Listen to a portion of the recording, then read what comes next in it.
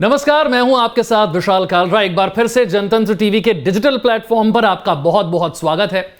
Donald Trump के America के सत्ता में आने के बाद से जियोपॉलिटिक्स की दुनिया में हलचल बहुत तेज है। दुनिया में क्या कुछ बदल रहा है, चाहे रशिया यूक्रेन की जंग की बात हो, चाहे इजराइल हमास की बात हो। भारत को अपनी विदेश नीति में क्या कोई बड़ा बदलाव करना पड़ेगा? भारत पाकिस्तान के संबंध हो, चीन के साथ संबंध हो, या बांग्लादेश में तेजी से बदलते हुए हालात हो, भारत की आगे स्ट्रेटेजी क्या होगी और भारत अमेरिका के साथ अपने संबंधों को कैसे आगे लेकर चलेगा, इस पर बात करने के लिए हमारे साथ बेहद खास मेहमान ambassador Deepak Bora, special adviser in Africa. बहुत बहुत स्वागत है सर आपका। आपने ये मौका दिया है, आभारी हूं आपका। आपका चैनल शानदार है and you are one of our best anchors. ये मैं दिल से कह रहा हूं। पीएम साहब तो मन की बात करते हैं, मैं दिल की बात करता हूं। तो शुरुआत दिल की बात से हो गई है। आज जब हम बात कर रहे हैं, अब से कुछ देर पहले इस तरह की खबर आई कि इजराइल ने सीज फायर को तोड़ते हुए ऐसी एयर स्ट्राइक की है कि 300 लोग कम से कम उनकी जान चली गई है। जब डोनाल्ड ट्रंप सत्ता में आए, उन्होंने एक धमकी दी थी, एक चेतावनी दी थी कि 20 जनवरी 2025 जब मैं राष्ट्रपति की कुर्सी पर बैठूं, उससे पहले यह सीज फायर हो जाना चाहिए। सीज फायर हुआ भी था, लेकिन अब हम देख रहे हैं 300 लोगों की जान जाना। गुड, अब शुरुआत करते हैं फ्रॉम द बिगिनिंग। कहते हैं beginning is a good place to begin. Right. आपने अभी जिक्र किया, थैंक यू वेरी मच, कि 3 अफ्रीकी देशों में मैं विशेष सलाहकार हूँ। कारगिल और लेह में हूँ। कुल मिला के मेरे 5 पति हैं, 3 अफ्रीका में, 2 भारत में। मेरे मित्र मुझे द्रौपदी कहते हैं। 6 देशों में मैं आपका राजदूत रह चुका हूँ एंड माय स्पेशलाइजेशन एक तो अफ्रीका में है और एक पोस्ट सोवियत स्पेस, सोवियत संघ जब टूटा था वहाँ पे। अब शुरू में आपने जिक्र किया कि डोनाल्ड ट्रंप के आने से पूरी दुनिया में तहलका मच गया है। इसके मायने क्या है? सोवियत संघ होता था, वहाँ पे कौन जनरल सेक्रेटरी बना किसी को परवाह नहीं थी। ब्रिटेन में कौन बनता है प्रधानमंत्री, कोई परवाह नहीं करता। फ्रांस में कौन बनता है, किसी को डर नहीं है। भारत में, भारत के बाहर कोई नोबडी केयर्स कौन प्रधानमंत्री बने, ना हम परवाह करते हैं दूसरे देशों में। लेकिन अमेरिका, सब लोग परेशान हैं, सब लोग ध्यान देते हैं, बिकॉज ये मायने इसके ये हैं कि दुनिया में अगर एक सोल्स हाइपर पावर है, वो यूनाइटेड स्टेट्स ऑफ अमेरिका है। ये मान लीजिए, जितनी मर्जी गाली दीजिए, ये है वो है, बट एवरीबॉडी इज वरिड। और सबसे ज्यादा, सही, आप तो टेलीविजन के आउटस्टैंडिंग एंकर है, सबसे ज्यादा पॉलिटिकल इवेंट जो देखा जाता है इतिहास में, वो अमेरिकन प्रेसिडेंट की इलेक्शंस का देखा जाता है। आपका चैनल, इधर का चैनल, वानुआटू का चैनल और टुवालू का चैनल और मॉरिशस का चैनल, सब देख रहे होते हैं कि वहां पे क्या होने वाला है। Now I have met Donald Trump, और मैं प्यार से उन्हें मैक डोनाल्ड ट्रंप कहता हूं। बिजनेसमैन है ना, उनको हम कहते हैं द बैरन ऑफ बिजनेस। और उसकी मुलाकात होती है with the Nawab of negotiation, Narendra भाई दामोदर दास मोदी। अब इनके बीच में एक चीज मुझे बहुत नजर आती है, उनकी personal chemistry. I was there जब ह्यूस्टन टेक्सास में हुआ था हाउडी मोदी। फ्लाइट बेस जितने थे एयरपोर्ट पे भर गए थे with private planes owned by the Indian community. पैसा देखो, और इसीलिए तो डोनाल्ड ट्रंप साहब भी वहां पहुंच गए थे। Their personal chemistry is superb. अब आप कहते हैं उसने हमारे लोगों को बाहर निकाल दिया, इमिग्रेशन में इस तरह से बेड़ियों में भेज दिया वापस, या फिर वीजाज के में तंग कर रहा है, यहाँ पे टैरिफ्स की बात कर रहा है, वो सही है, but that is not the sum total. हमारी रिश्तेदारी जो है, बहुत, हमारी ब्रांड एक्विटी बहुत डीप है। अब आप देखिए, आज हम बात कर रहे हैं, we are recording this on 18 March 2025। वो तुलसी गाबर्ड यहाँ आई हुई है। आधा तो उसका कैबिनेट भारतवासियों से भरा, वो कश्यप पटेल वहां बैठे हुए हैं जो FBI के director. So you know the Indian community America में, मैं तो रहा हूं, 3 साल पोस्टेड था, फिर वहां हर साल मैं जाता हूं। हमारे दोनों बच्चे वहां सेटल्ड है, वो उनकी चॉइस है, हमने नहीं कहा था वहां रुको। They decided they want to stay there, they stay there. तो जब मैं जाता हूं, जो मैं देखता हूं आज, एक तो इनकी पर्सनल इक्वेशन, दूसरा छवि जो हमारी बेटा बन गई है वहां पर, इट्स अनबिलीवेबल। अब मैं आपको 2 उदाहरण देता, अगर आप इजाज़त दें, अगर हमारे पास समय है। मैं आ रहा हूँ न्यूयॉर्क से, उस समय पीएम साहब की एक विजिट थी, वो तो अपने ऑफिशियल विजिट के बाद प्राइवेट प्लेन, अपने ऑफिशियल प्लेन से चले गए। मैं एयर इंडिया से आ रहा था, बिकॉज आई वाज देयर। तो मेरे को, मैं हाथ में ये सारी चीज़ें पहनता हूँ, छाती पे भी खूब सारा रुद्राक्ष, ये वो। तो जैसे मैं मेटल आर्च के थ्रू जाता हूँ, तो आवाज़ आती है पी। तो एक young American police officer, black American होगा, 30-35 साल का, मुझे कहता है, sir I have to search you, मुझे तलाशी लेनी पड़ेगी। मैंने कहा देख, पतलून नहीं उतारूंगा, बाकी तूने जो कर, तो ये क्या है, ये क्या है, ये क्या है। फिर मेरे रुद्राक्ष देखे, ये क्या है, हनुमान जी की मूर्ति देगी। फिर मुझे कहता है कि आप कहाँ से हैं? तो मैंने कहा भाई मैं भारत का राजदूत हूँ। From India? Oh good, from mister Moody? मैंने कहा मूडी नहीं मोदी उनका नाम है। तो फिर मुझे कहता है आर यू अ हिंदू? अब अनपढ़ है ना, तो हिंदू बोलना नहीं, आर यू हिंदू? तो मैंने कहा यस ऑफिसर, मैं हिंदू हूँ। कहते हिंदू, आप तो बड़े अच्छे लोग हैं, जाइए, मैं आपकी तलाश ही नहीं लेता। अब ये बताइए नरेंद्र मोदी ने कहाँ भारत की छवि पहुंचा दी। My son who lives in the United States says dad, Covid के बाद जो हमला हुआ था, जब हमने दवाइयां भेजी थी, याद है आपको, फ्री दवाइयां अमेरिका को भेजी थी, रेमडेसिविर और पैरासीटामोल। हाँ, असर हुआ नहीं, अलग बात है। डोनाल्ड ट्रंप ने ट्वीट भी किया था, India has been great, we will never forget. मेरा बेटा कहता है उस दिन के बाद सड़क पे हम चलते थे, स्ट्रेंजर्स आके कहते थे thank you India, thank you India. ये हम, इसने बना दी थी छवि। Look, Narendra Modi is not a politician, वो स्टेट्समैन है, वो उस लेवल पे पहुंच चुका है। मॉर्निंग कंसल्ट जो अमेरिकन कंसल्टेंसी है, $1 बिलियन, पिछले 3 साल से बराबर उसको टॉप मोस्ट पॉपुलर लीडर, और ये बाकी सब है वो कहाँ नीचे मंडरा रहे होते हैं। He is right on top, इसीलिए तो लोग जलते हैं इनसे। बट देन वो होता है ना, जब आप शाइन करते हो तो फिर लोग भी आते हैं, वो कोहरा पैदा करने की कोशिश करते हैं। So as far as America India relations are concerned, हमारी इक्विटी बहुत डीप है। हम उनके हथियार खरीदें ना खरीदें, दैट्स अ डिफरेंट मैटर, वो हमारे डिफेंस वाले डिसाइड करेंगे। लेकिन गुडविल जो है अमेरिका में भारत के प्रति, हमने कभी कुछ नहीं किया है अमेरिका को नुकसान पहुंचाने के लिए। सोवियत संघ के ज़माने में भी हमने कुछ नहीं किया था, अमेरिका ने किया है। हम पे प्रतिबंध लगाए हैं, पाकिस्तान को उन्होंने, पागलस्तान क्षमा कीजिए, उनको हथियार दिए हैं, ये दिया है, वो दिया है, हमने कभी कुछ नहीं किया। अब वो इस बात को समझ रहे हैं, अगर स्टेबिलिटी है इस इलाके में, साउथ एशिया में, वो भारत करके है। नहीं तो हम बेटा बात करते हैं आर्क ऑफ इस्लामिक इंस्टेबिलिटी। आप नॉर्थ अफ्रीका से घूमते घूमते घूमते म्यांमार, मलेशिया, इंडोनेशिया, फिलीपींस तक चले जाइए, you will see Islamic instability, और एक चमकता हुआ सितारा है, वो भारत है। So this the Americans understand, इसीलिए तो वो सारे लोग यहाँ पे, उनके बड़े बड़े लोग आए हुए हैं, और वो बातें करते हैं कि आतंक is the common factor, terrorism. उधर भी इधर भी, उनका 9/11 था, हमारा 26/11 था। They understand this perfectly. और अगर हमने कूड़ा उठाना है आतंकियों का, ये अमेरिका और भारत मिलकर उठाएंगे।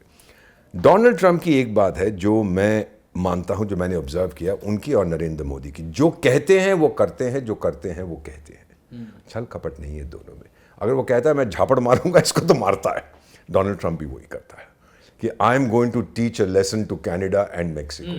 अब वो कनाडा वाला, वो डस्टबिन, क्या नाम था उसका, डस्टबिन, हाँ डस्टबिन ट्रूडो, वही मैं बुढ़ा हो गया, 74 साल का हो गया, मैं भूल जाता हूँ नाम। तो वो डस्टबिन ट्रूडो ने बोला मैं ये करूँगा, वो फिर दौड़ा गया अमेरिका, और वहाँ जाके उसके पैर पकड़ लिए कि भाई माफ़ कर दो, गलती हो गई मुझसे। और एक बार लंदन में जब नेटो की मीटिंग हो रही तो ये मजाक उड़ा रहा था Donald Trump does not forget these things, ना neither will I neither will you. अगर कोई आपको मजाक उड़ा रहा है, कोई आपको ना मॉकिंग कर रहा है, आप भूलेंगे नहीं उसको। ना वो हंसी मजाक से करो, बट ये हंसी मजाक में नहीं था, this was seriously taking advantage of the fact कि वो वहाँ मौजूद नहीं था और हंस रहे थे उसके ऊपर। तो ये चीज़ें वो भूलता नहीं है। तो उसकी तो वो लाइन पे आ गया। फिर वो मेक्सिको की जो प्रेसिडेंट है वो भी बोली मैं ये करूँगी वो करूँगी, चुपचाप से वो लाइन पे आ गई।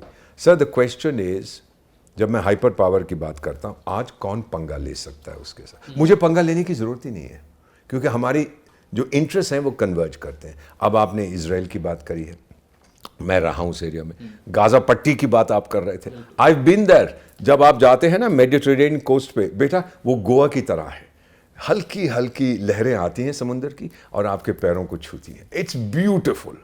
तो ये तो रियल एस्टेट वाला है, और इसका दामाद रियल एस्टेट वाला है। वो पहुंच गया, डैड यहाँ पे तो बनाओ एक रिवियरा, ट्रंप प्लाजा बना दो, यहाँ पर भी वो बना देगा। अब उसके लिए पैलेस्टीनियंस को बाहर निकालना है। अब आप जितना मर्जी human rights and this that बात करते रहो, जब तक सूरज डूब नहीं जाता कोई फर्क नहीं पड़ेगा। He says get them out. 2 million जो 20 लाख है, इनको बाहर भगाओ यहाँ से। कहाँ जाएंगे? इजिप्ट जो बहुत कहते पैलेस्टाइन पैलेस्टाइन, इसने कहा तो तू ले ले। नहीं लूंगा मैं, नहीं, मैं सिर्फ पैलेस्टाइन करूंगा।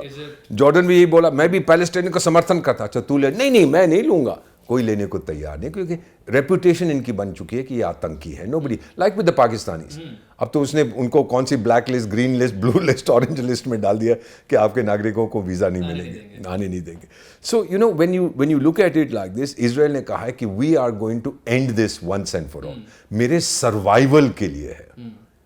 और एक चीज आपको बताता हूं बेटा, मैं तो वहां गया हूं, which an Israeli minister told me. He says, Ambassador, we are suffering demographic aggression.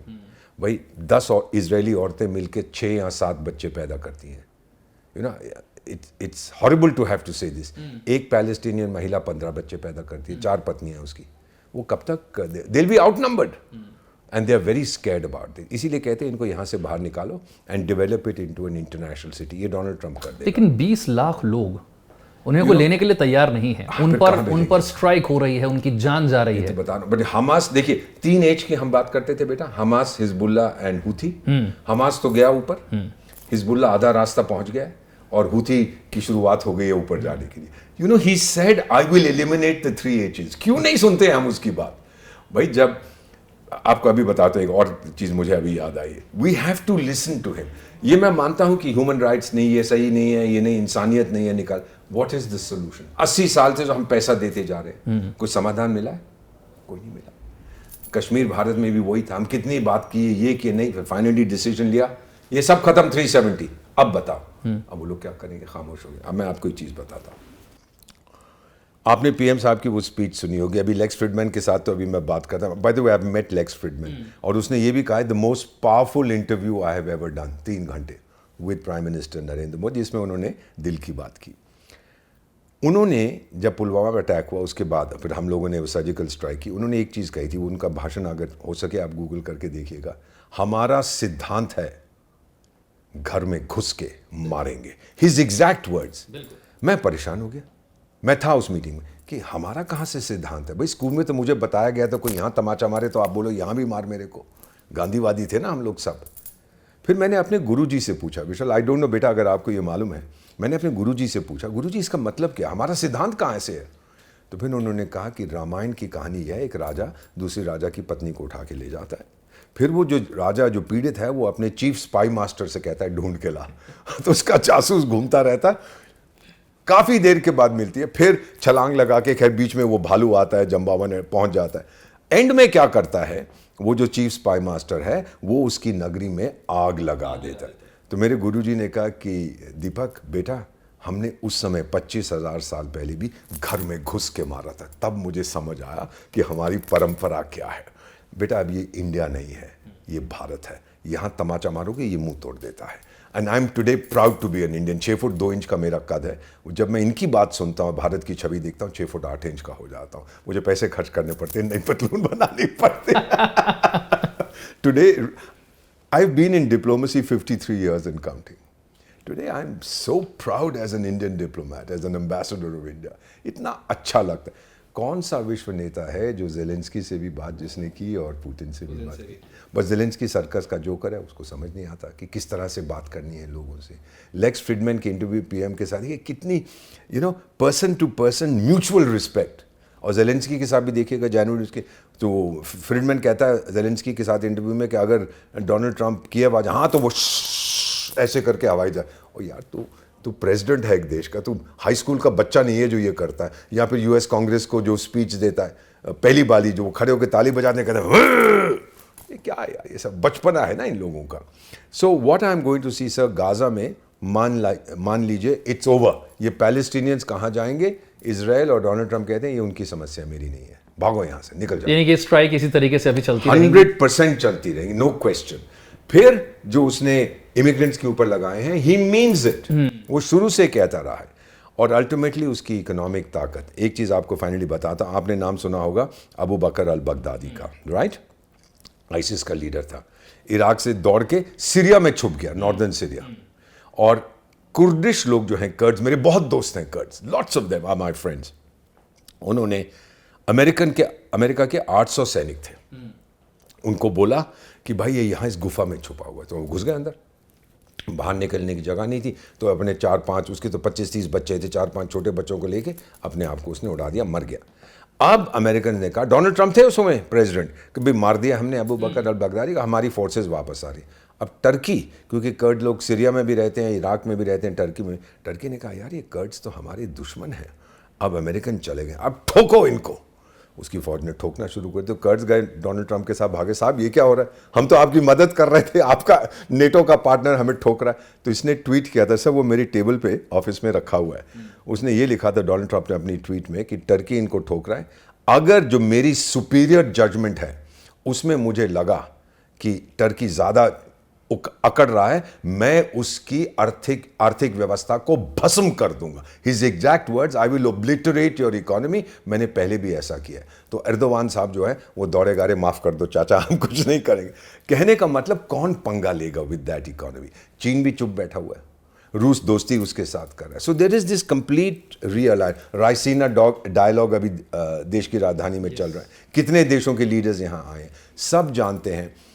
Let me just put it you like this बेटा, आई वाज आस्किंग समबडी कि 9 मई को मॉस्को में एक बुद्धिजीवी से मैंने कहा कि ये परेड होती है, विक्ट्री परेड, जिस दिन सोवियत संघ ने नाजी जर्मनी को हराया था, 9 मई। तो मैंने कहा कि what are you looking forward to? कहता कि मैं देखना चाहता हूं अपनी आंखों से दुनिया की 4 महाशक्तियां एक ही प्लेटफॉर्म पे। मैंने कहा कौन? कहता Vladimir Putin, Donald Trump, Narendra Modi और ये पिंग पोंग टिंगलिंग जो भी उसका नाम है, अब चाइना। यानी 4 of the world super powers on the same stage. इससे ज्यादा मैं क्या कह सकता हूं? ये छवि है अब भारत की। डोंट टेक पंगा विद, दलेर मेहंदी का गाना नहीं था, वो पंगा ना लेना, पंगा ना लेना, ये कहानी है Bharat. So the world is changing, it's changing according to Trump. एक तो अंग्रेजी में जब तूफान आता है उसको टेम्पेस्ट कहते हैं, आजकल तो ट्रम्पेस्ट आ रहा है पूरी दुनिया में। कोई पंगा नहीं लेगा उसके साथ। चीन ने अगर ताइवान को लेना होता, ले लिया होता अभी तक। वो भी डरता है कि बहुत मार मुझे पड़ेगी। अगर उसने जापान के साथ पंगा लेना था, अभी तक ले लिया होता। डरता है मुझे मार पड़ेगी, वो धमकियां देता है, मैं ये कर दूंगा, वो कर दूंगा। करने के लायक नहीं है। इजराइल हमास से हम आगे बढ़ते हैं और रशिया यूक्रेन की बात करते हैं।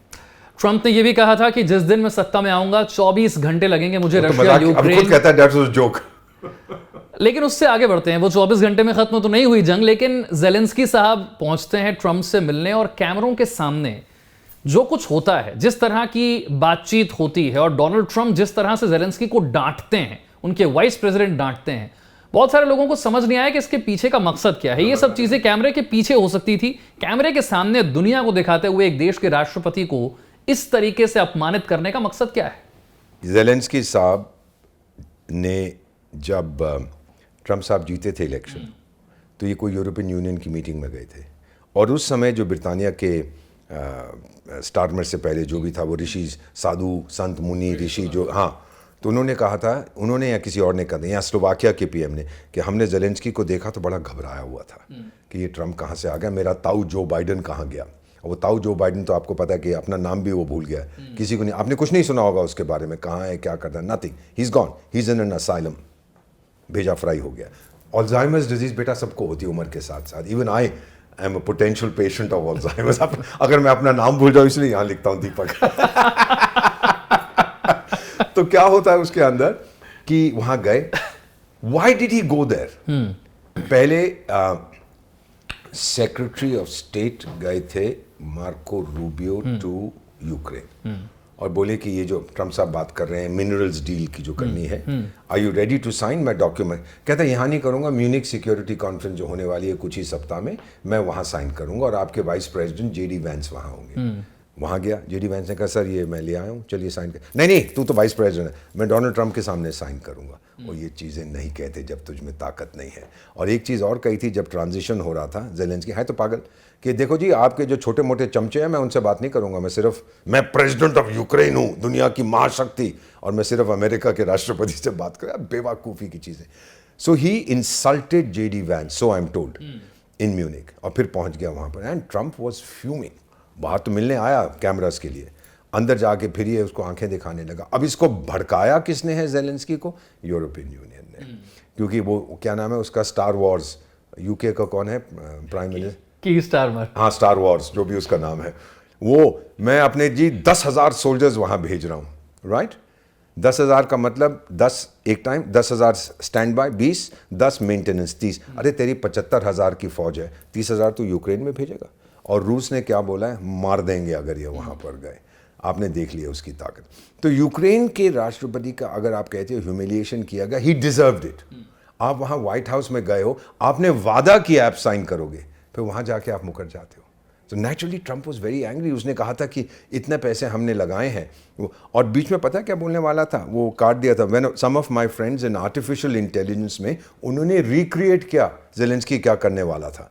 तो जब ट्रंप ने कहा कि हमने इतने बिलियन डॉलर दिए हैं, तो ज़ेलेंस्की कहने वाला था मुझे नहीं दिए, वो आपने अपने मिलिट्री इंडस्ट्रियल कॉम्प्लेक्स को दिए हैं, उन्होंने हथियार भेजे हैं। तो Trump shut him up at that time, और वो फिर उसकी लिप मूवमेंट सिर्फ आप लोगों ने देखी होगी, सो आई गॉट इट रिक्रिएटेड। ये चीज़ें नहीं कहते यार, उसने आपकी मदद की है, ऊपर से आप कह रहे हो मेरी क्या मदद की है आप लोगों ने, इसको बाइडन ने भी कहा था, कुछ तो आप आभार देखा, show some gratitude man. Gratitude नहीं, अंतर्राष्ट्रीय मामलों में ग्रैटिट्यूड नाम की कोई चीज़ नहीं होती। एक कहावत है हमको सिखाई जाती है, if you want gratitude in international relations go buy a dog. तो आपको जो है लॉयल्टी और ग्रैटिट्यूड वहाँ से मिलेगा। सो उसने जो उसका अपमान किया है, he wanted to teach him a lesson कि look, you don't fool around with me, I am Donald Trump, I am the king of the universe. आप सहमत हैं नहीं हैं, किसमें ताकत है उससे पंगा लेने की, आप देखिए हुतीस के ऊपर कितनी बुरी तरह से उसने कहा, और उसने कहा कि अगर आप बाज नहीं आते मैं आपको भस्म कर देगा। सो इजराइल एक तरफ एंड डोनाल्ड ट्रंप, बीच में जो बाइडेन ने इजराइल से कहा था जाके ईरान को ठोको, लेकिन उनकी न्यूक्लियर फैसिलिटीज को हाथ मत लगाना। डोनाल्ड ट्रंप कहते हैं अभी बेवकूफ, न्यूक्लियर फैसिलिटीज को तुम डिस्ट्रॉय करो, उसकी यूनिवर्सिटी या होटल या उसे करके क्या करेंगे, उसे करके क्या करोगे, किसी आपने जाके एक बिल्डिंग को उड़ा दिया, वो नहीं, न्यूक्लियर फैसिलिटीज को उड़ाओ। So he is very clear in his mind that America has to be great again. बेटा आपकी तो उम्र मुझसे बहुत कम है, जब मैं कॉलेज में पढ़ता था अमेरिका जाना तो एक सपना हुआ करता था। अमेरिका आज भी भारत के लोगों में से बहुत सारे लोगों का सपना है। America the great, America the beautiful, statue of liberty, give me your poor, your tempest tossed, your hungry people, for I hold my lamp beside the golden gate. ये चीजें हम लोगों को, और मैं पहली बार जब अमेरिका गया था, आई वाज पोस्टेड देयर, तो आंखें इतनी बड़ी हो जाती चौड़ी, ये wow wow wow, the land of the free, the home of the brave, कितना कुछ हम सीखते थे। अब तो खैर कई बार मैं गया हूं, सो इट्स डिफरेंट, लेकिन अभी भी it's the ultimate dream. America की आबादी को भूल जाइए, 34 करोड़, 800 करोड़ दुनिया की आबादी है। कल को अमेरिका का वीजाज फिनिश, जिसने आना है आओ, 700 करोड़ वहां चले जाएंगे। इट्स द ड्रीम डेस्टिनेशन बेटा। जो मन, look I am passionate about my mother, उसका नाम भारत है, मेरी माँ का नाम भारत है, राइट।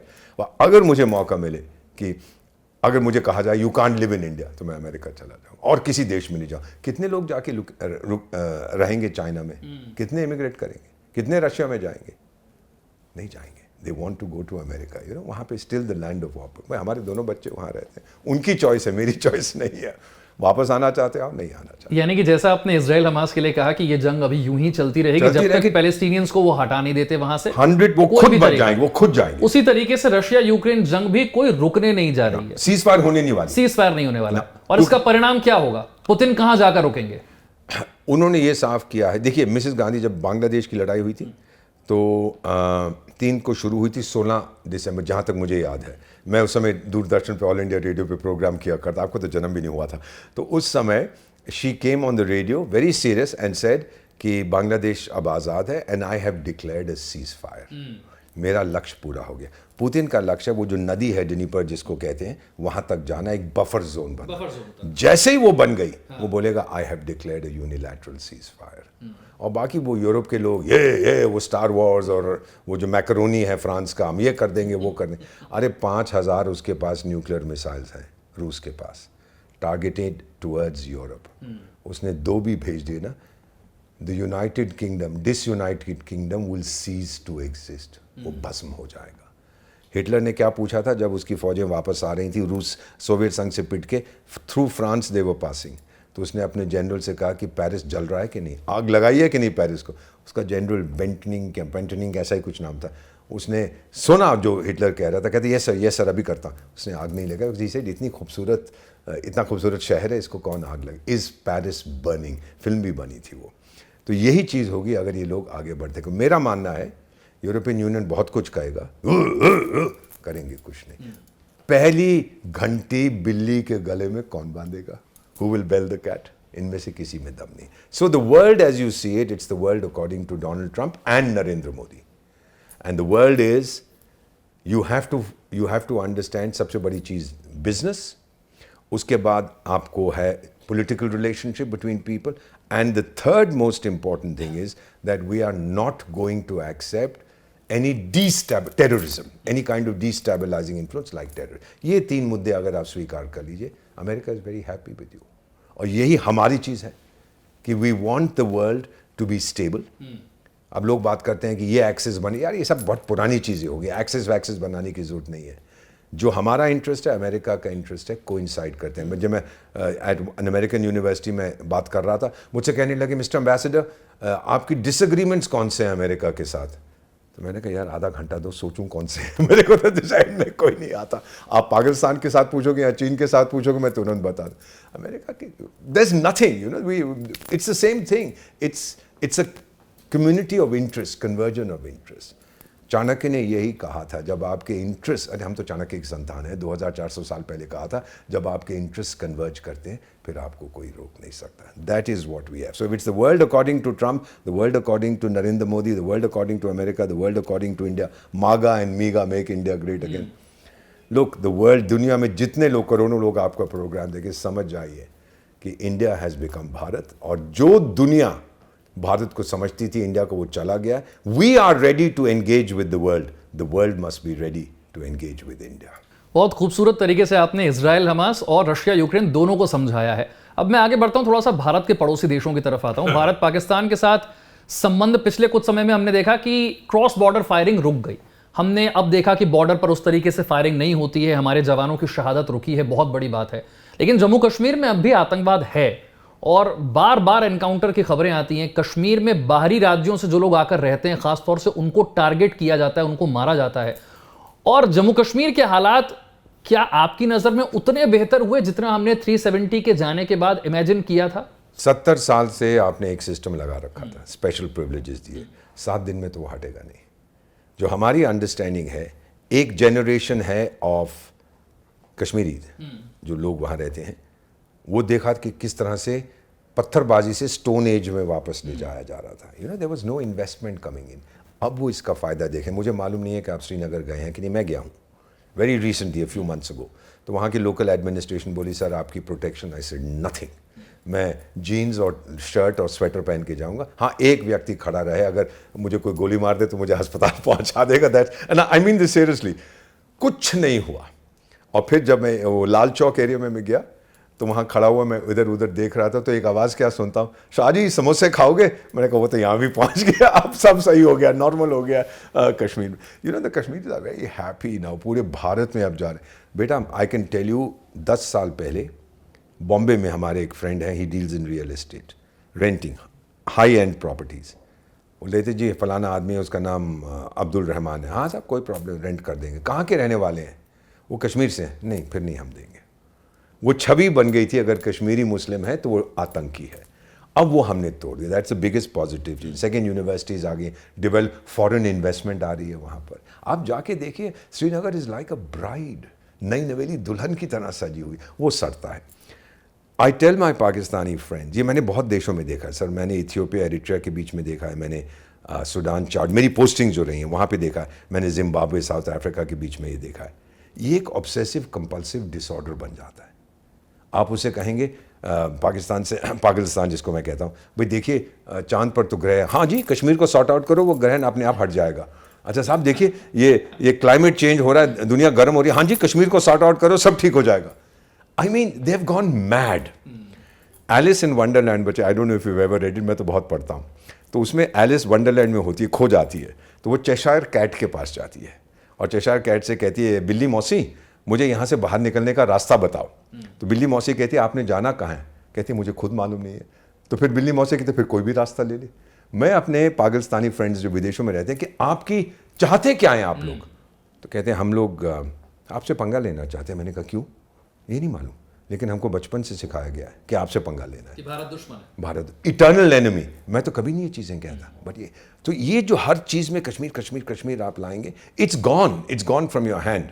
सब लोगों ने, भारत के बड़े बड़े leaders including the best foreign minister in the world जो हमारे इस समय है, my colleague doctor S Jaishankar, मुझसे 5 साल जूनियर है in the foreign service, but he is 5000 times more intelligent than I am. उनका तजुर्बा, he is superb, he is outstanding, उनके मुकाबले का कोई नहीं है।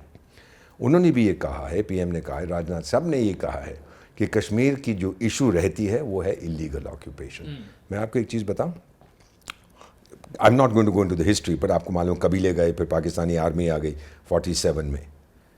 बिफोर महाराजा साहब, मेरा ख्याल अक्टूबर 26 अक्टूबर 47 में वो इंस्ट्रूमेंट ऑफ एक्सेशन साइन किया, राइट, जो बाकी 552 महाराजाओं ने किया था। 556 थे ब्रिटिश इंडिया के छोटे मोटे महाराजा, कुछ बड़े थे। 552 ने पहले ही कर दिया था, बिफोर 15 अगस्त, सरदार पटेल की बदौलत, बिफोर 15 अगस्त 47। महाराजा कश्मीर ने जब साइन किया, उससे पहले एक भी भारतीय सिपाही नहीं था। जब उसने कहा मेरी मदद करो, हमने कहा आपने तो साइन नहीं किया। कहता लू जी मैं अभी साइन कर, नॉट वन इंडियन सोल्जर। तो ये क्या बकवास करते हैं। इंडियन आर्मी गई जब उसने कहा आके मेरी जान बचाओ। नाउ फिर यूएन रेजोल्यूशन क्या था कि आप पहले जो आपने कश्मीर का हिस्सा हड़प किया है, बाहर निकलो। उसके बाद भारत वहाँ पे छोटी आर्मी रखेगी लॉ एंड ऑर्डर के लिए। उसके बाद रेफरेंस टू द पीपल। पहली चीज़ तो आपने की नहीं। तो आप तीसरी चीज़ पे सीधे कैसे पहुँच गए? जब हम उनको ये कहते हैं हाँ चलो भाई चाय पीते हैं। और इनका एक मंत्री होता था, उसको मैं न्यूक्लियर कुरैशी कहता था, आजकल उसका पूरा नाम मैं भूल गया। 250 ग्राम की न्यूक्लियर बॉम्ब फेंकना चाह रहे थे। वही था, मैंने वन ऑफ देम। तो जब मैं उससे मिलता था कभी कभी न्यूयॉर्क में हमारी मीटिंग्स होती, बेटा मैं आपको Balochistan coming to that in moment, वहाँ मैं वहीं पहुंच रहा था। हाँ, मैं मुलाकात होती थी। तो सर आप चाय पियेंगे, कॉफी? हमारे पास न्यूक्लियर हथियार है। सर मैं बहुत जानता हूँ, आप टैक्सी लेंगे या आपकी दफ्तर की गाड़ी मंगो? हमारे पास न्यूक्लियर हथियार। और बैठ जाए यार न्यूक्लियर कुरैशी। तो कुछ और सीधी बात कर। बलूचिस्तान, सर मेरे बहुत बलोच फ्रेंड्स हैं, lots and lots of them. Baloch की कहानी क्या है? 1942, अब आप लोग बड़े ध्यान से सुनिए मैं जो कहने में जा रहा हूँ। 1942 में एक मिशन आया था इंग्लैंड से, स्टैफर्ड क्रिप्स उसके नेता थे। उस समय क्या था, उन्होंने भारत के नेताओं से कहा कि देखिए दूसरा विश्व युद्ध चल रहा है, हिटलर हमें बुरी तरह से ठोक रहा है, आप और सिपाही भेजिए और सामग्री भेजिए, अपने लोगों को भूखा रखिए लेकिन सामग्री भेजिए हमारे सिपाहियों के लिए। तो हमने कहा कि व्हाट अबाउट इंडियाज इंडिपेंडेंस, जो आप लोग वादा करते रहे। तो कहता कि देखते हैं गोल मटोल। उसके बाद बेटा उस समय खान ऑफ कलाट जो है वो बलूचिस्तान का एक तरह से उसका धड़कता हुआ दिल है, सबसे बड़ा एरिया था। खान ऑफ कलाट ने स्टैफर्ड क्रिप्स के सामने एक प्रस्ताव रखा कि देखिए अगर आप इंडिया अब आप छोड़ के जा रहे हैं, याद रखिए कि जो कलाट है वो हमेशा से आज़ाद रहा है, हमें डीलिंक करिए फ्रॉम ब्रिटिश इंडिया और हमें आज़ादी दे दिए। मैं बात कर रहा हूँ 1942 की। और पता किसने जाके उनका केस लड़ा था स्टैफर्ड क्रिप्स के सामने? एक बैरिस्टर ने, जिसका नाम था मोहम्मद अली जिन्ना। वही जिसने अपनी फौज भेज के हड़प कर लिया था कलाट को। ये भूले नहीं है पाकिस्तानी, भले हिस्ट्री अपनी भूलना चाहते हैं लेकिन दुनिया को मालूम है। तो कलाट को ज़बरदस्ती इन्होंने हड़प किया और अभी तक इतना बड़ा इलाका, नेचुरल रिसोर्सेज, क्या मिला इनको? कुछ नहीं। आप यकीन नहीं करेंगे, जब मैं कई बार न्यूयॉर्क में अपने बलोच फ्रेंड्स से बात करता हूँ, यूरोप में बात करता हूँ, वही हम कहते हैं कि मिस्टर एम्बेसडर काश कि हम भारत का हिस्सा होते। मैं कहा क्यों? कहते हैं आपका डेजर्ट एरिया है राजस्थान, देखिए वहाँ पे आप नहर ले आए, क्या क्या आप वहाँ ले आए हैं। कितने डिफ़िकल्ट एरियाज थे जहाँ कोई जा नहीं सकता था, आप लोग वहाँ पहुँच गए हैं। अपने आइलैंड चेन को देखिए, हमारे पास तो कुछ भी नहीं है। और जो गदर पोर्ट, गदर नहीं ग्वादर शादर जो भी उसको कहते हैं, वो भी कहानी क्या है वहाँ की। ग्वादर पोर्ट में वहाँ पर बलूच के जो मछुआरे हैं वो मछली पकड़ते हैं, चीनी हुकूमत करते हैं और पाकिस्तानी फौज झाड़ू लगाती है वहाँ पर। I mean there was a time they were talking 3-4 साल पहले कि हम उसको फेंस करेंगे इलेक्ट्रॉनिकली, और अगर आपको ग्वादर के अंदर जाना है लोकल लोगों को तो आपको चाइना से परमिशन लेनी पड़ेगी। दिमाग खराब हो चुका है। उन्होंने कहा कि ठोकेंगे तुमको, 2-4 चीनियों को मार दिया, वो सब खत्म हो गया। बलूचिस्तान का फ्यूचर क्या? I tell you right away, आज़ादी, नो क्वेश्चन। और 2025 के साल में मैं बात कर रहा हूँ, 2025 में आज़ादी मिलेगी। पिछले एक सप्ताह में 60 हमले, 60 attacks on the Pakistani army. कई हज़ार, and this is a fact, ये मैं मजाक नहीं कर रहा, कई हज़ार पाकिस्तानी सोल्जर्स जो बलूचिस्तान में थे यहाँ तो भाग गए, यहाँ इस्तीफ़ा दे दिया। हम यहाँ मरने के लिए नहीं आ रहे, क्योंकि जो असली हथियार हैं, आधुनिक हथियार, वो तो आपके जनरल साहिबान जो वाशिंगटन में बैठे हैं, न्यूयॉर्क में बैठे हैं, लंदन में बैठे हैं, वो तो उन्होंने बेच दिए हैं ब्लैक मार्केट में। हम लोग पत्थरों के पाकिस्तान इसके लिए राजी क्यों होगा? 40% से ज़्यादा इलाका पाकिस्तान का बलूचिस्तान और है। क्या कर सकता है? बांग्लादेश के लिए राजी हो गया था कि नहीं? Ultimately when you are defeated militarily, आप और क्या कर सकते? मैं आपको बता रहा था बलूचिस्तान का, जब जंग होता ना, लाइक कश्मीर, इथियोपिया इरिट्रिया जंग कर 1993 में इरिट्रिया अलग हो गया। मैं आई हैव सर्व्ड दैट, 20 साल तक लड़ते रहे, कई लाख लोग मर गए दोनों, तो एक छोटी सी टेरिटरी। फिर ये एबी अहमद आया, जिनको मैं जानता हूँ, इथियोपिया के प्राइम मिनिस्टर, उन्होंने अपने कज़न को फ़ोन किया जो इरिट्रिया का प्रेसिडेंट है, आइजायस अफरवैकी से बोला हम क्यों लड़ रहे हैं? उसने कहा मुझे क्या पता हम क्यों लड़ रहे हैं आप लड़ रहे हो? उसने कहा मैं तो नहीं लड़ रहा, तुम लड़ रहे हो। दोनों बॉर्डर पे मिले, डार्लिंग डार्लिंग, भाई भाई, जप्फी मारी, issue solve. The same thing I have seen in Chad and Libya. भाई क्यों लड़ रहे हैं गद्दाफी साहब, क्यों लड़ रहे हैं? हम मुझे क्या पता, तुम लड़ रहे हो। कहीं तू लड़, डार्लिंग डार्लिंग डार्लिंग, अरब भाई भाई, इस्लाम इस्लाम इस्लाम, वो सब खत्म हो गया। I have seen the same thing in Zimbabwe and south Africa. So ultimately you need strong leadership. पूरा देश, यू नो, अब मुझे मालूम नहीं बेटा कि आप प्रयागराज गए थे कि नहीं फॉर महाकुंभ। मैं तो गया था 5 फरवरी को, उस दिन पीएम साहब भी सुबह गए थे। 67 करोड़, क्या कहते हैं, 67 करोड़ लोग गए थे वहाँ नहाने। सारी दुनिया ने ताकत देखी है सनातन की। अरे 67 करोड़ तो गए थे एक धार्मिक फेस्टिवल के लिए, लेकिन जब देश पे आपातकालीन स्थिति आएगी 144 करोड़ निकल पड़ेंगे उस तिरंगे के पीछे। ये दुनिया को संदेश है, वो पंगा ना लेना, ये बहुत ताकत है इस देश में, इसके लोगों में। सो माई फीलिंग इज बलूचिस्तान बेटा चला जाएगा। They have adopted new tactics, suicide bombing वो नहीं है उनकी, कभी नहीं था उनका सिस्टम। और दूसरा वो बाकियों के साथ मिल गए। हथियार कहाँ से आ रहे हैं उनके पास? जी भारत दे रहा। अच्छा मैंने सुरंग बना दी है जो उनको दे रहा, मेरा तो बॉर्डर भी नहीं है, आपका तो कश्मीर के साथ बॉर्डर है, आप वहाँ से हथियार भेजते हैं, जो टेररिस्ट आते हैं। मैं कहाँ से भेज रहा हूँ? मैं ना हवाई जहाज से एयर ड्रॉप कर रहा हूँ, वो तो आसानी से पता लग जाएगा। मैं बताता हूँ, आप लोग बलोच लिबरेशन आर्मी जुड़ गए हैं विद तहरीक तालिबान पाकिस्तान, उन्होंने हथियार दिए, उनके पास कहाँ से आए?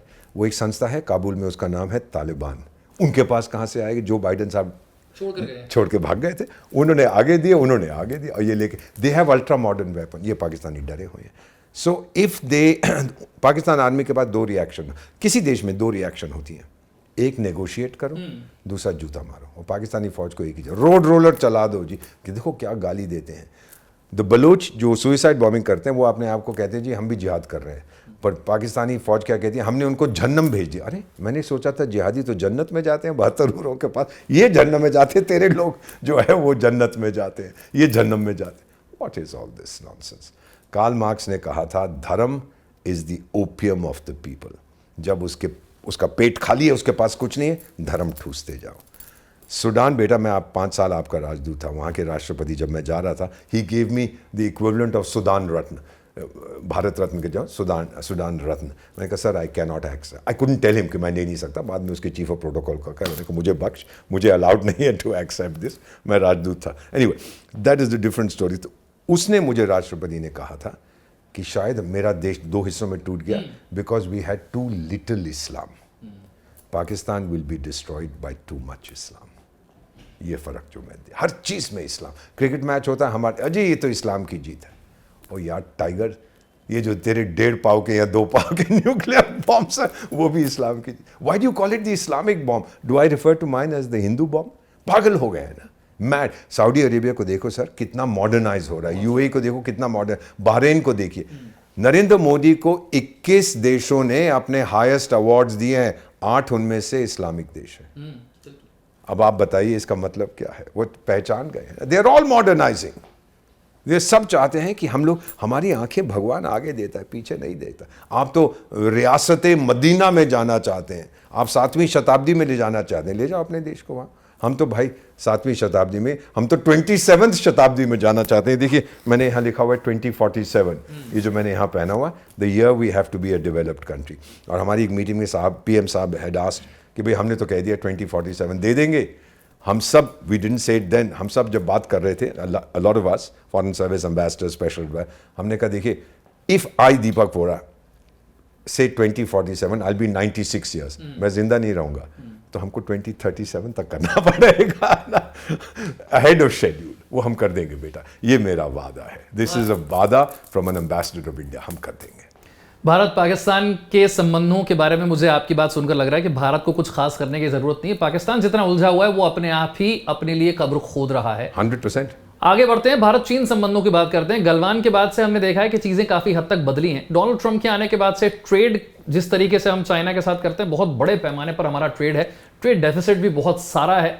आत्मनिर्भर हम बनने की कोशिश कर रहे हैं, थोड़ा सा टेंशन अभी बॉर्डर पर है। भारत चीन के संबंधों को अगले कुछ वर्षों के लिए आप किस तरह से देखते हैं? गालवान जो किया था, चीन ने धोखा दिया, वो तो आप जानते हैं, दैट एवरीबडी एक्सेप्ट्स। कई अफ्रीकन प्रेसिडेंट्स, लीडर्स, मिनिस्टर जिन देशों में काम करता हूँ, उन्होंने कहा कि आपने बहुत अच्छा किया, ठोका उनको। ये तो कहते थे हम दुनिया के सबसे शक्तिशाली हैं, आपने दिखा दिया कि तो नपुंसक हैं। इन्होंने हमला किया था टिंगलिंग की फौज ने, जब कोविड फैला हुआ था। उसके लोगों ने कहा ये भारतीय सेना सर, ये छुप के बैठे, ये बाहर नहीं आएंगे। को पता नहीं था कि भारतीय सेना, मैं तो फौजी परिवार से संबंध रखता हूँ, हम तो छाती पे गोली खाते हैं। इनको पता नहीं लगा कि भारतीय सेना क्या चीज़ है। निकले बाहर, ये ठोका हमने इनको। हमने ये भी, जो हमारे 20 बच्चे शहीद हुए थे मेरी माँ भारती के, हमने स्टेट ऑनर्स दिए उनको जब उनके जनाजे निकले थे। चीन पहले बोला 4 मर गए, फिर बोला 8, फिर 12, फिर 16। झूठ पे झूठ पे झूठ। क्योंकि let me tell you something बेटा, मैंडरिन जो उनकी भाषा है, रियलिटी का एक मैंडरिन शब्द है, सच्चाई का मैंडरिन शब्द नहीं है। There is no Mandarin word for truth, there is a Mandarin word for reality. समझ रहे हैं आप? झूठ उनकी नस, उनके डीएनए में बसा हुआ है। अब जब हमने उनको कहा, पीएम साहब तो वहाँ बहुत जल्दी पहुँच गए थे गालवान के बाद। अच्छा, बाय द वे क्योंकि वो मेरा एरिया है, 100 से ज़्यादा तो बॉडीज़ हमने उनको लौटाई हैं। वो कभी आज से 25 साल के बाद शायद बोलते हाँ जी वो भी कुछ मर गए थे वहाँ पर। 7-8 दिन के बाद हमने कहा देखिए अब जो होना था, वी विल डिस्कस दिस, आप पीछे हटे, हम नहीं हटे। 4 साल के बाद जब देखा कुछ नहीं हो रहा, खुद ब खुद बोले कि चाहे हम पीछे हट रहे हैं। क्यों पीछे हट रहे हैं? क्योंकि हर हफ्ते 2 आपके जवान मरते थे वहाँ पे, Chinese. They are not used to fighting at the heights. मैं तो गया हूँ अपने जवान के साथ रूट मार्च पे बेटा। हमने 15,000 फुट की ऊंचाई पर मेरी उम्र में वॉलीबॉल खेला है उनके साथ।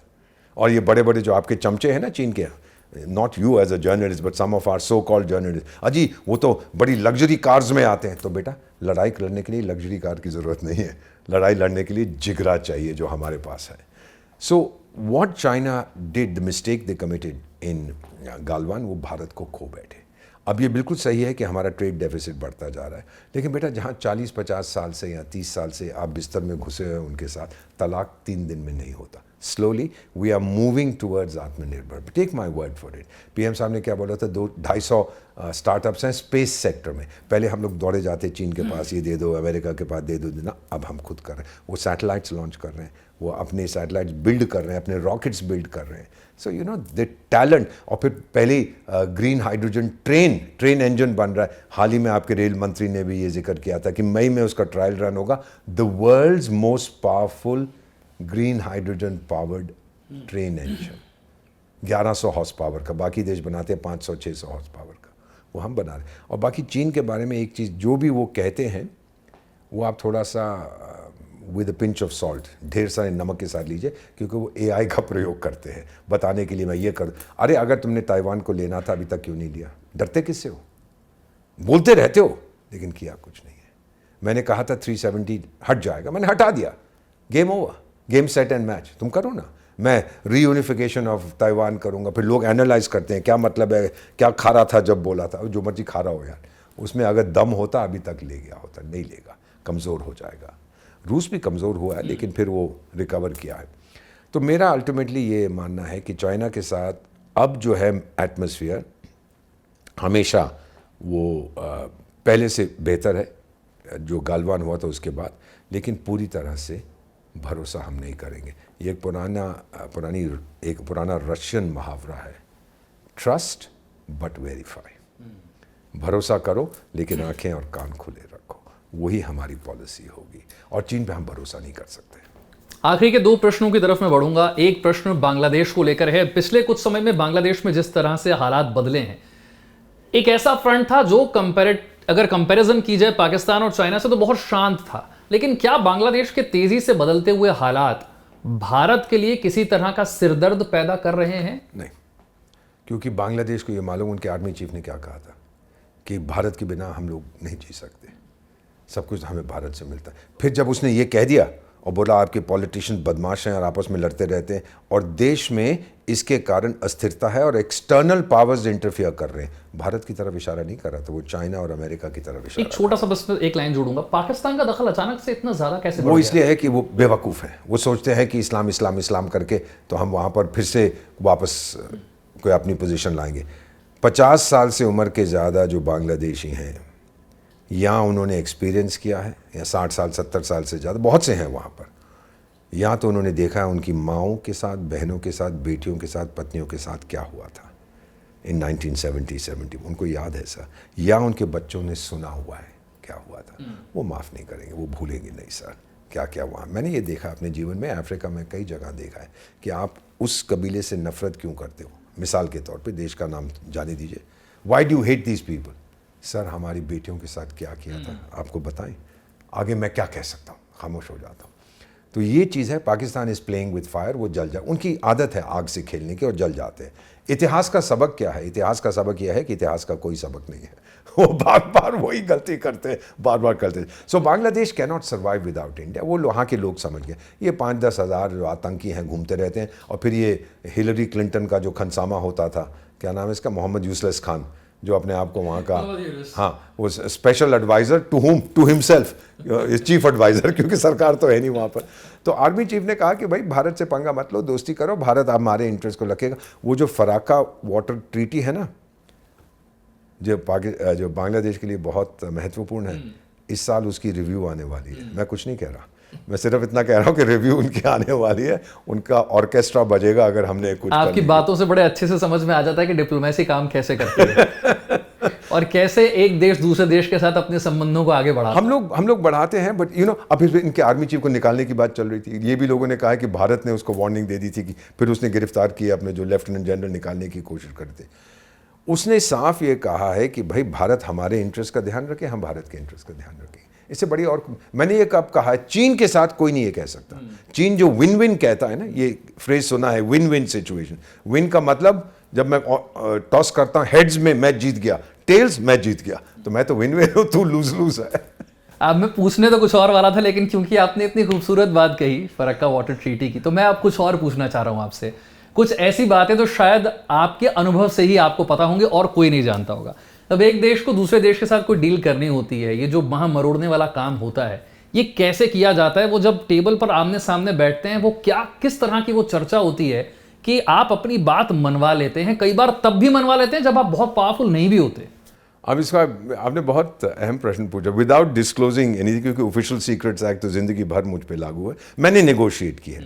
पहले क्या होता है कि मिसाल के तौर पे भारत देश एक्स के साथ कोई अग्रीमेंट करना चाहता है कि हम आपको ये टेक्नोलॉजी देंगे और आप ये देंगे, तो पहले तो हमारे तरफ से ड्राफ्ट जाता है उस तरफ, फिर वहाँ पे उसको काम होता है, वापस हमारे पास है, फिर back and fourth through the ambassadors, फिर फाइनली लेवल पे हम पहुँचते हैं भाई ये 3 मुद्दे बचे हैं, चलिए ये अक्रॉस द टेबल डिस्कस करेंगे। फिर हमारे मिनिस्टर या प्राइम मिनिस्टर या प्रेसिडेंट आते हैं, उनकी तरफ से मीटिंग होती है, और उस वक्त फिर हम उनके एडवाइजर्स, क्योंकि उसको क्या पता प्रेसिडेंट का प्राइम, उनकी भी ब्रीफिंग होती है, हमारी की ब्रीफिंग, फिर उनके एडवाइज अपने मैं काउंटर पार्ट से कहूँगा, देख टाइगर ये मनवा ले अपने बॉस को, नहीं तो ये ठीक नहीं होगा, क्योंकि फिर आपका नुकसान ये होगा। अब हम फिर, जैसा मैं हमेशा कहता हूँ, हम तो चाणक्य की संतान है, वो हमारी बात मान जाते हैं। डिप्लोमेसी में we are the best in the universe, in human history हमारे बराबर की डिप्लोमेसी कूटनीति नहीं रही है किसी के पास। तो फिर हम मनवा लेते हैं, फाइनली टेबल पर बैठ के, तो फिर हमारे जो लीडर होंगे वो कहेंगे कि भाई आपको बहुत आपत्ति है इस पर, चलिए हम इसको जाने दीजिए, लेकिन उसके बदले में ये जो चीज़ एक और मुद्दा बचाओ, तो वो भी कहता है कि यार ये मान गए, चलो हम ये भी मान। उस तरह से ये नेगोशिएशन होती है, और फिर आप लोगों के मीडिया के सामने आके ये देखिए जी सब ठीक हो गया।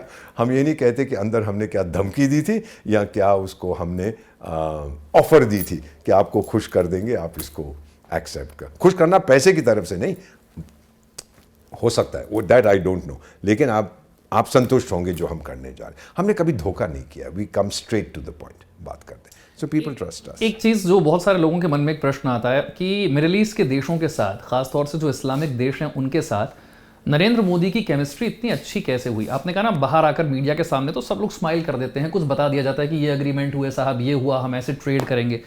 अंदर की कहानी क्या है? कैसे बात करते हैं मिडिल ईस्ट के वो देश जो पाकिस्तान के साथ एक जमाने में खड़े हुआ करते थे, उन सब ने पाकिस्तान का साथ छोड़ दिया, वो नरेंद्र मोदी को अपने देश का हाईएस्ट अवार्ड देते? क्या रीजन है, क्या तरीका है? इसके 2 कारण हैं। वो जानते हैं कि भारत को एनर्जी की आवश्यकता है और उनके पास एनर्जी है, पेट्रोलियम, नेचुरल गैस, हम सबसे बड़ा मार्केट है उनके लिए, वन ऑफ द बिगेस्ट। तो वो सीधे हमको भेजें। वो मार्केट को खोना नहीं चाहते, क्योंकि अमेरिका अब नहीं ले रहा। अमेरिका तो खुद दुनिया का सबसे नंबर 1 पेट्रोलियम प्रोड्यूसर बन गया, वो नहीं लेगा। उसके बाद यूरोप को अगर वो बेचना शुरू कर दिया, मिडिल ईस्ट का मार्केट तो गया अमृतसर के छोले खाने। तो फिर वो लोग जो हैं वो भारत की तरफ देख रहे हैं, क्योंकि हम लोग भी जा रहे हैं टुवर्ड्स नॉन फॉसिल फ्यूल्स, लेकिन अभी थोड़ा स्लो प्रोग्रेस है, समय लगेगा उसके अंदर। ये पहली। दूसरा, वो जानते हैं कि अमेरिका भाग गया उस एरिया से, अफगानिस्तान से चला गया, इधर से चला गया, उधर से चला गया, और ब्रिटेन पे कोई भरोसा नहीं करता, तो नपुंसक देश है। सिक्योरिटी वहाँ की कौन अश्योर कर सकता है? वो हम कर सकते हैं बेटा। They have seen this, we are a net security provider in the greater Indian ocean region, जो इंडो पैसिफिक की हम बात करते हैं। उनको पता है कि अगर, और उनका दुश्मन कौन है? इस्लामिक देशों का चाइना। वो ये सब जानते हैं। वो कहने के लिए बड़ी अच्छी बात है, भाई चीन ने हमको पैसे दिए हैं, इसका ये थोड़ा मतलब कि वो आपका हस्बैंड बन गया है। पैसे ले लिए, बट आपका BFF, best friend for ever तो नहीं बना है ना। सो दे अंडरस्टैंड कि जब आपातकालीन स्थिति आएगी, अमेरिका उनकी मदद नहीं करेगा, उनकी मदद यूरोप नहीं कर पाएगा, उनकी मदद के लिए भारत जाएगा। ये जो पायरेसी थी, ये जो सोमाली पायरेट्स जाके लूट लेते जहाज़ों को, सबसे ज़्यादा तो हमने उनको मारा है। So they have total faith in India. और ये भी याद रखिएगा सर, 80s में आपको पता होगा कि एक कू होने वाला था उस समय। मेरा ख्याल बांग्लादेश के प्राइम मिनिस्टर आए थे नॉन अलाइन मूवमेंट के लिए या किसी चीज़ के लिए, तो कहा कि लगता है कि मेरी सरकार का तख्ता पलट रहे हैं। So Mrs Gandhi said my forces are ready to go in. उसको कहते थे ऑपरेशन लाल डोरा। इफ़ आई बेटा, मैं बुढ़ा हो गया हूँ, 83 की बात है। उसके बाद फिर हमने सेशेल्स में कू को बचाया, उसके बाद मालदीव्स में कू होने वाला था, वो भी हमने बचाया। तो ये सब भारत की ताकत को जान गए हैं। व्हेन पुश कम्स टू शव, जो अंग्रेजी कहावत है, you can depend on India. एक आखिरी प्रश्न पूछ रहा हूं मैं। आपने शुरुआत में इस इंटरव्यू के कहा था कि कुछ लोगों को बेड़ियों में कैद करके वापस भेजा गया, लेकिन भारत और अमेरिका के रिश्ते उससे बहुत ऊपर हैं। पर मैं फिर भी ये प्रश्न करूंगा कि जब हाउडी मोदी, नमस्ते ट्रंप आपने ये सब किया हो, तब दिल में कहीं तो थोड़ा सा तो चुभता है कि वो बेड़ियों में कैद हुए भारतीय, इसे रोका जा सकता था। ये कम से कम तस्वीरें या वीडियो तो सामने नहीं आते तो अच्छा लगता। ये वीडियो तो किया था उनके जो आइसमैन है, इमिग्रेशन एंड कस्टम्स एनफोर्समेंट, उसको आइसमैन कहता हूँ मैं, उसी ने तो ये रिलीज़ किए थे दुनिया को संदेशा देने के लिए कि मत कोशिश करिए इलीगली आने की। You know, it could have been done better. आप बिल्कुल सही कह रहे हैं, शायद बेड़ियाँ और हथकड़ियाँ लगाने की जरूरत नहीं थी, पर उनका सिस्टम है, इसके आगे मैं, वो चाहते थे कि अंदर वो दंगा ना करें, ये ना करें, वो ना करें। बट हमारी ब्रांड एक्विटी, अब ये हो गया, इसके बाद अब वो मेरा ख्याल बेड़ियाँ नहीं लगा के भेज रहे हैं, और अब तो सेल्फ डिपोर्ट कर रहे हैं कुछ लोग वहाँ से कि भाई मुझे बख्शो, खुद वापस आ जा रहे हैं। मैं खुद वापस जा रहा हूँ, मैं गलत तरीके से। कुछ बदलाव करना पड़ेगा भारत को ट्रंप के साथ अपना तालमेल बिठाने। मेरा ख्याल है कि प्राइम मिनिस्टर नरेंद्र मोदी और ट्रंप के बीच में जो संबंध है, जो दोस्ती है, मैंने इस प्रकार की दोस्ती इन माई डिप्लोमेटिक करियर 2 वर्ल्ड लीडर्स के बीच में नहीं देखी है, जो मैं इन दोनों, और दोनों महाशक्तियां। America today respects India, America suspects China, और भारत रिस्पेक्ट्स अमेरिका। पीएम साहब ने एक चीज़ कही थी जो मैं अपने निजी जीवन में, when I go from international meetings, ना आंख झुका के, ना आंख उठा के, आंख से आंख मिला के बात का, सीना चौड़ा करके हम चलते हैं आज, और वो ताकत है भारत की मिलिट्री की। You no, do I have another minute और 2 मिनट? Thank you. जब मैं अमेरिका में पोस्टेड था तो मैं कुछ लेक्चर्स अटेंड करता था एट कोलंबिया यूनिवर्सिटी। तो वो दुनिया के बहुत माने हुए इंटरनेशनल अफेयर्स के एक्सपर्ट थे, उनको मैं प्यार से विलियम लोमड़ी कहता था, नाम था विलियम फॉक्स।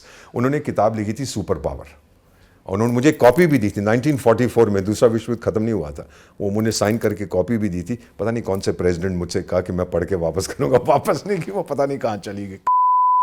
तो क्या था, उन्होंने, जब मैं उनके लेक्चर्स अटेंड करता तो उन्होंने ये किताब लिखी थी सुपर पावर, जिसमें उन्होंने कहा था 3 सुपर पावर, सोवियत संघ, यूनाइटेड स्टेट्स और ग्रेट ब्रिटेन। 44 सोवियत संघ तो यमराज की ट्रेन में गया, ब्रिटेन जाने वाला, बचता है यूनाइटेड स्टेट्स। फिर उन्होंने लिखा था कि सुपर पावर बनने के लिए ये चीज़ें आपको चाहिए। आपके पास पॉपुलेशन होनी चाहिए, military strength, diplomatic strength, economic strength होनी चाहिए, एजुकेशन स्ट्रेंथ, टेक्नोलॉजी। अगर जो उसने पैरामीटर्स दिए थे वो सब भारत के पास है आज। तो अगर मैं कहूँ कि we are a super power बेटा, we are not emerging, we have emerged. इसीलिए सारी दुनिया देखिए, न्यूजीलैंड का आजकल हम जिस दिन बात कर रहे हैं, प्रधानमंत्री यहाँ आए हुआ रायसीना डायलॉग के लिए, इतनी बड़ी बिजनेस डेलीगेशन के साथ आए, वही देश जिसने हम पे प्रतिबंध लगाए थे जब हमने न्यूक्लियर टेस्ट किए थे। आगे लाइन पे ऑस्ट्रेलिया आगे पीछे हमारे घूमता है, प्रतिबंध लगाए थे। अमेरिका के साथ हमारी दोस्ती है, प्रतिबंध लगाए थे। सब लाइन पे आ गए हैं आपकी ताकत देखते हुए। पीएम साहब ने यही कहा था, ठीक है हमारा वो याद है, वो पूरी कहानी तो आपको मालूम होगी नंबी नारायण की, मैं उनको जानता हूँ बड़ी अच्छी तरह से, आपको तो पूरी कथा मालूम है किस तरह से 10 साल पीछे कर दिया हमारे जो प्रोग्राम था। लेकिन पीएम साहब ही बोले 10 साल, लेकिन फिर हमने अपना किया। अमेरिका ये जानता है कि कुछ देर तक आप पीछे रख सकते हो, रोक नहीं सकते हो इनको। ये भारत की ताकत है। जितने खूबसूरत तरीके से आपने जियोपॉलिटिक्स और विदेश नीति को समझाया है, मुझे नहीं लगता आज तक किसी भी इंटरव्यू में मुझे इतने खूबसूरत तरीके से किसी ने समझाया होगा। बहुत बहुत शुक्रिया, आपने समय निकाला। शुक्रिया आपका, यू आर आउटस्टैंडिंग। मैं तो कह रहा हूँ, मैं दिल से कह रहा हूँ बेटा, मैं वैसे नहीं कि अब मेरी बेटी की उम्र के है, so let me call you son and say thank you, I am honoured, I am deeply privileged. और मुझे लगता है हमारे दर्शकों को जानने को ये भी मिला होगा कि जब इस तरह की डील्स होती हैं, दो देशों के नेता या उससे पहले अधिकारी जब आपस में बैठते हैं तो बातचीत किस तरह से होती है और असंभव से लगने वाली डील्स को क्रैक कैसे किया जाता है। बहुत बहुत शुक्रिया। आपका शुक्रिया, थैंक यू वेरी मच, और आपके पूरी टीम का बहुत बहुत शुक्रिया।